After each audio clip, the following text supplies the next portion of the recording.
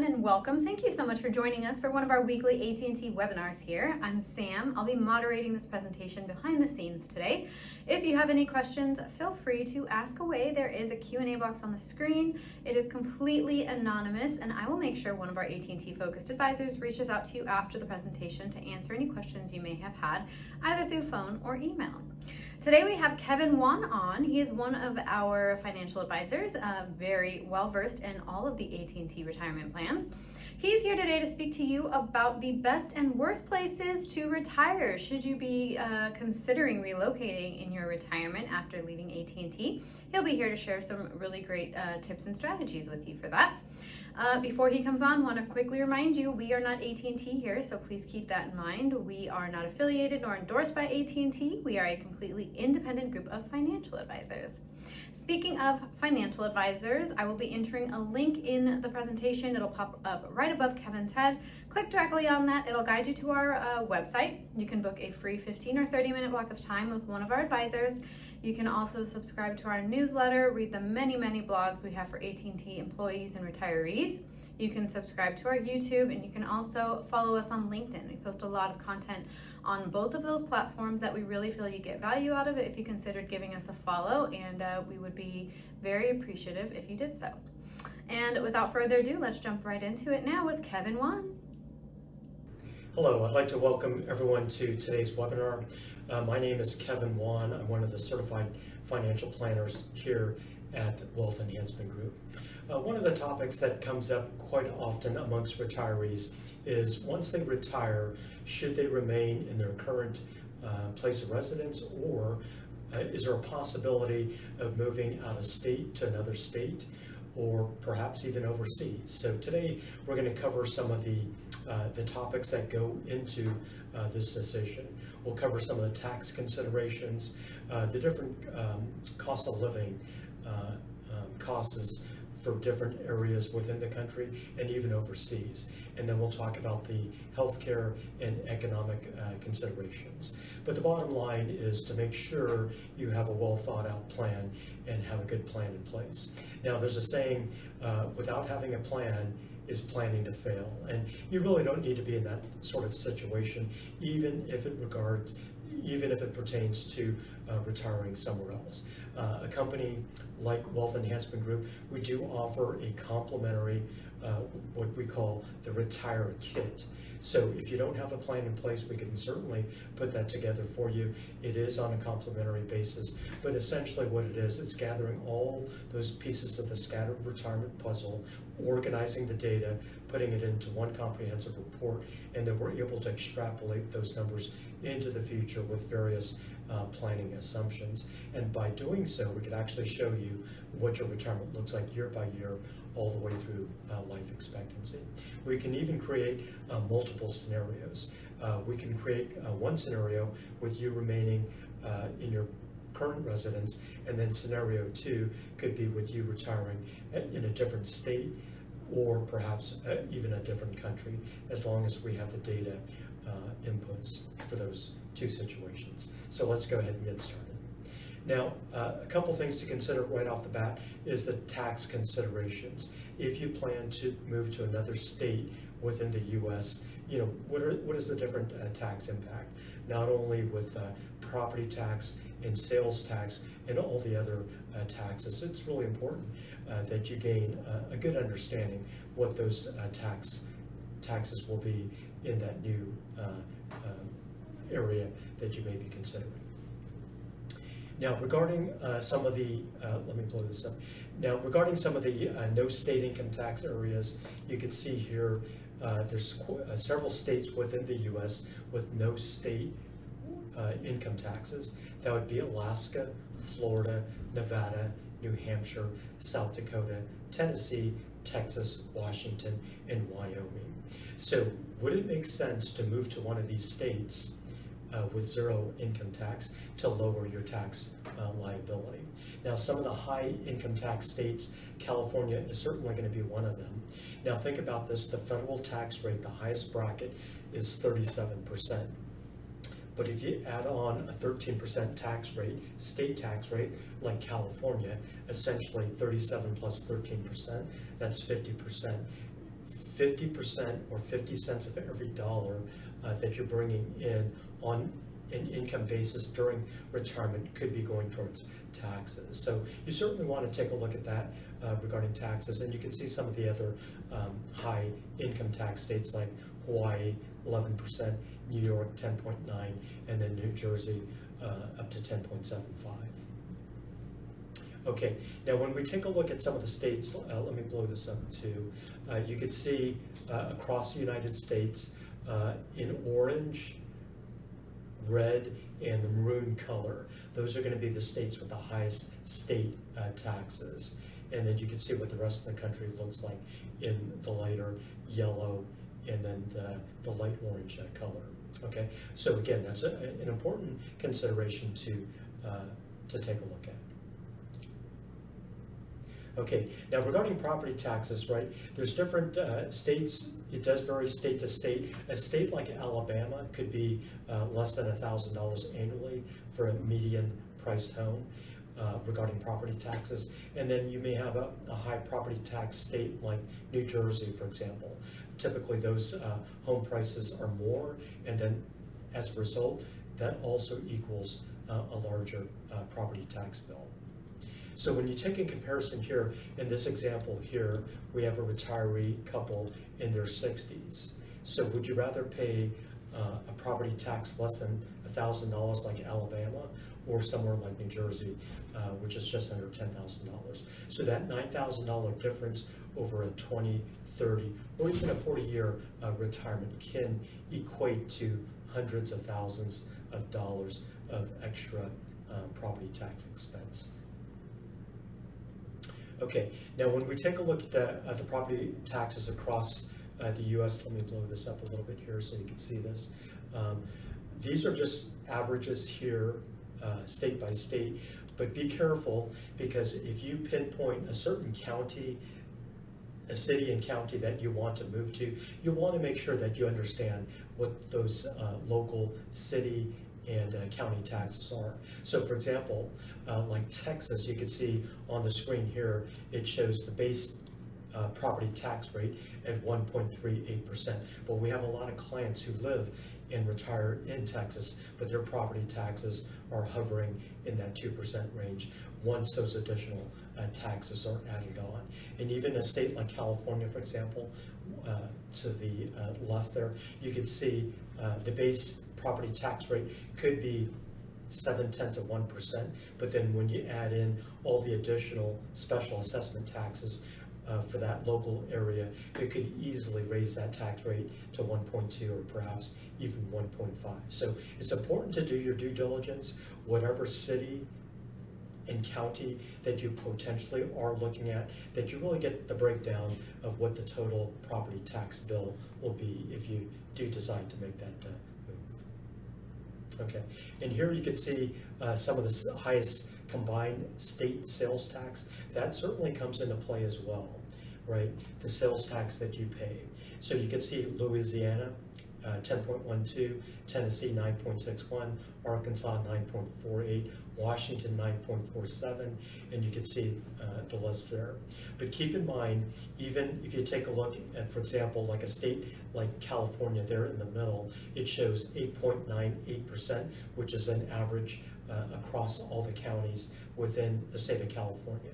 The state sales tax for the state of California is actually 6.25%, but certain counties, they actually have those add-on sales taxes. So a city in California like Lancaster is actually at 11.25%. So again, it's really important that you really dial in to the city and the county that you're looking at, so you can understand what that sales tax is going to be. Okay, now regarding housing and living costs, this is another major factor. It's important to understand the cost of living in one state versus another, or if you plan to retire overseas, it's really important to understand what that cost of living allowance is, or what that cost would be to live overseas, and how strong is the dollar in each of those countries that you may be taking a look at. And then during retirement also, if you plan to sell your primary residence and perhaps move somewhere else, and if you plan to get a mortgage, you have to know what the current mortgage interest rate is, because you may currently have a low mortgage interest rate now, but if you make that move to another state and if you have to refinance or actually get a brand new mortgage, what will that impact be on the mortgage interest rate? Okay, so here you can see some affordable, you can see somewhere like Arkansas, which is considered very affordable, right? The median home price there is about $250,000. But if you look at a high cost area like California, the median home price could be hovering over $750,000. So it's really important to understand what the cost of living and what the home price would be in the new area that you may want to consider moving to. Okay, so here's an example here. If you have a 60-year-old looking to perhaps sell his or her high-priced home in California with a median home price of $866,000, if this retiree is to sell his house for $866,000 and move to a lower cost area or lower priced home, like a state like Arkansas, where the median home price is $255,000. In this example here, Alex would be able to pay cash for that house in Arkansas, plus it would free up $400,000 of cash for him to either invest or to live off of during his or her retirement years. Okay, now when we take a look at the median home prices across the United States, let's blow this up here a little bit.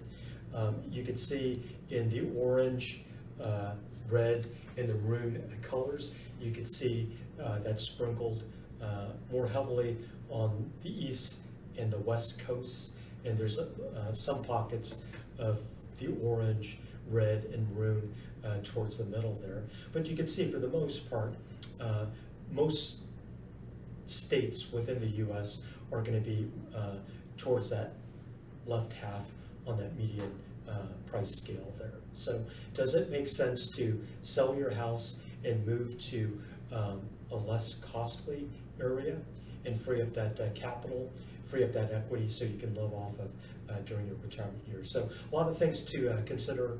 This is just one of the things to consider regarding the median home price.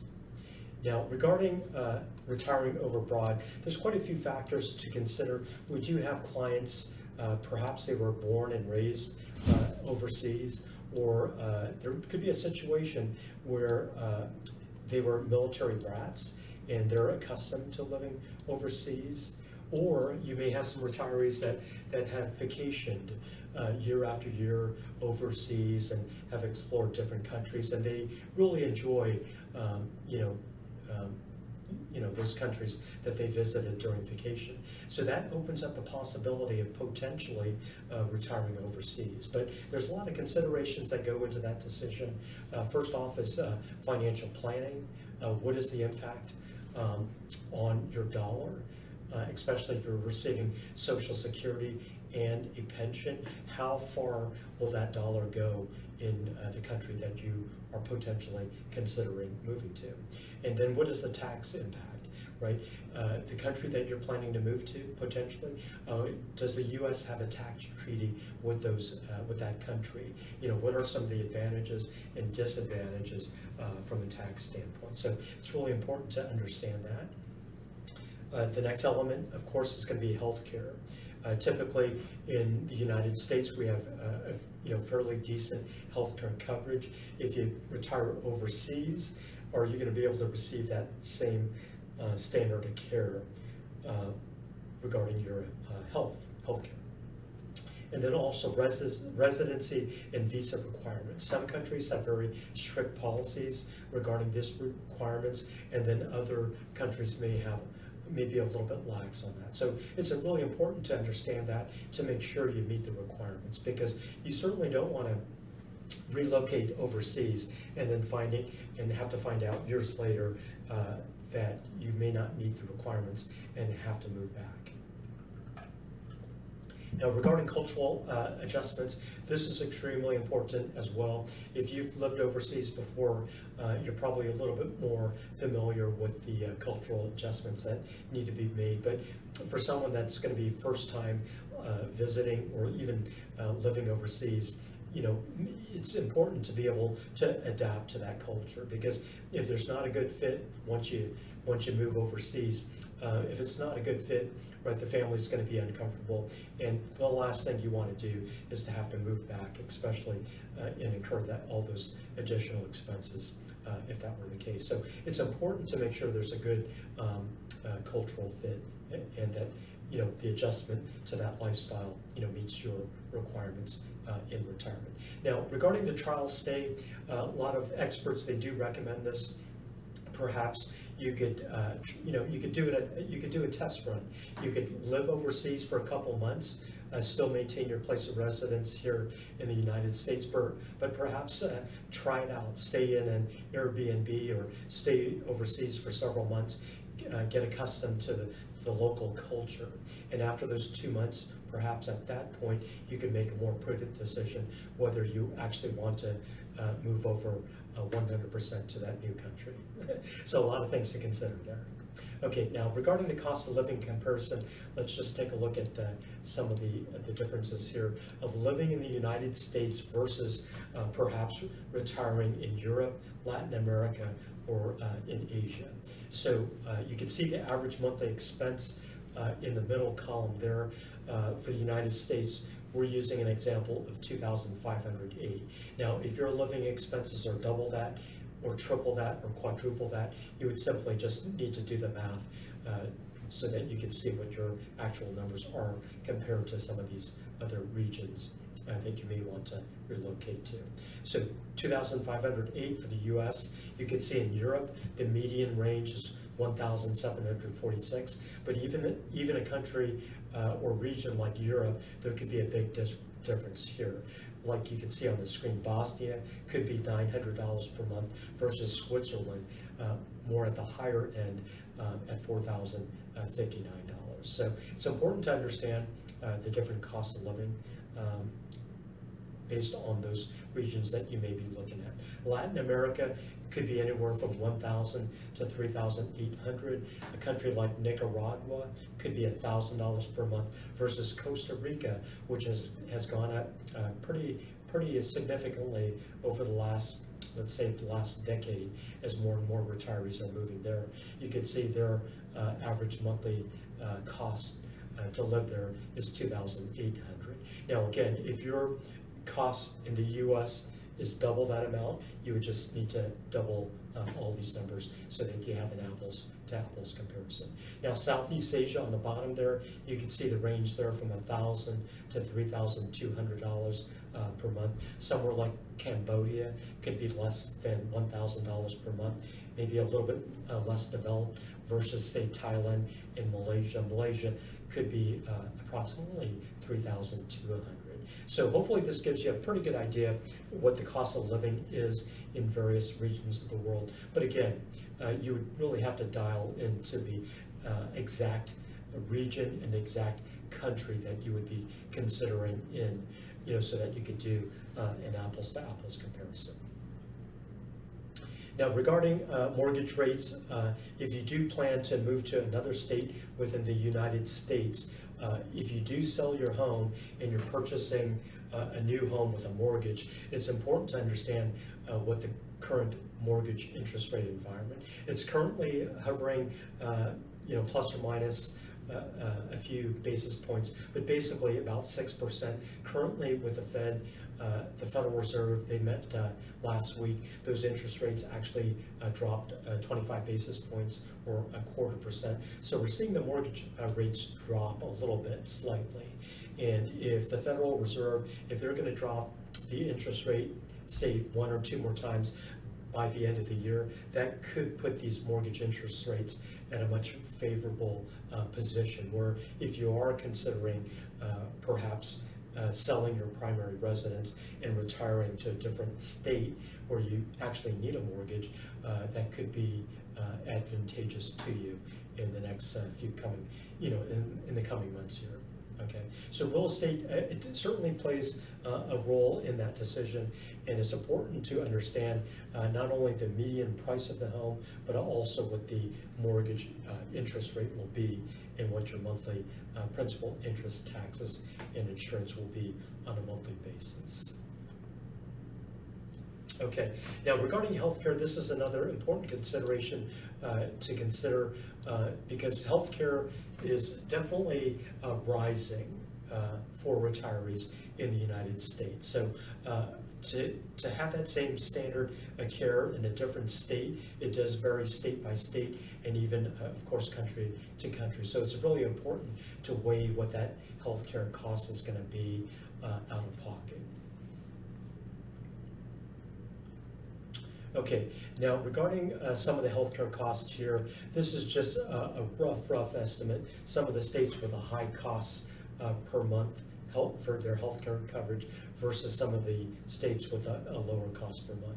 But again, this information is available. If you have a state that you have pinpointed, you could determine what that healthcare cost is going to be on a monthly basis. So that's another important consideration to take a look at. Okay, now here graphically you can basically see what the rising healthcare costs looks like. Of course, as we get older, you can see from left to right, those healthcare costs continue to increase. Now for 2026, Medicare Part B, we already know that's going to go up 11.6%. So currently the lowest that someone could pay for Part B for Medicare is currently $185, but with that 11.6% increase, that's going to raise that Part B cost up to $206. So it's really important to have a good plan in place to kind of map out what your healthcare costs are going to be, not only for the current year, but all the way through your retirement. Okay, now regarding inflation, when we run the complementary retirement roadmap, we do include an inflation factor on these plans, and we currently are using about 2.7% as a rate of inflation. But you can see, especially over the last few years, when we came out of COVID, that inflation rate was approximately 8%, but it has gone down since then. But it's important to make sure that inflation rate is planned into your plan. And you can see on the bottom there, fortunately with Social Security, there is a cost of living allowance built into that monthly benefit, but at the same time, those, the Medicare costs continues to exceed that rate of inflation. So a lot of moving parts to consider when making this decision, whether to stay where you're currently at to another state or perhaps overseas to another country. Okay, so as we wrap things up, it's important to consider all of these elements here. What is the cost of living allowance where you currently reside versus another state versus another country? And it's important to understand the taxes, not only the sales tax for each area, but also the property tax, and then also the income tax rate. What does that look like from a 30,000-foot view? It's important to take a look at the healthcare quality, some of the services that are provided in different states and different regions of the world, and then the housing affordability. How affordable would it be to live somewhere else versus where you're currently living? But the bottom line is, at Wealth Enhancement Group, we do offer that complimentary retirement cash flow analysis. So if you currently don't have a written plan in place, or if you don't have a plan that shows what it looks like if you remain where you're at versus where you plan to potentially relocate to, make sure you reach out to one of our team members and we can help you construct that complimentary retirement cash flow analysis for both scenarios, where you're currently living and then where you would potentially like to move to. We could actually create that scenario for you. Now, just to wrap things up, there's an interesting statistic: 74% of Americans aged 50 and above do not have a written plan for retirement. And really, there's no excuse for that, especially with a company like Wealth Enhancement Group. If you spend about 15 to 20 minutes with you, we can gather the data so we can create that complimentary retirement roadmap for you, so you could actually have a written plan in place. Okay, so I'd like to thank everyone for attending today's webinar. We look forward to seeing you in the very near future. Take care. Bye-bye.